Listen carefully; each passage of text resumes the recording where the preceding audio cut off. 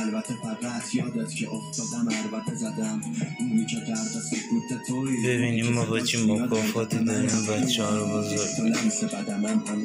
حالا شما بگین جای دست و حالشونه هم ولی نامردم زخم تو اصلا نزدم مغزرت اگه بغزت می شدم الان آزمون ها ابریشه کنم خرگوش سر زمستون گرفته زایی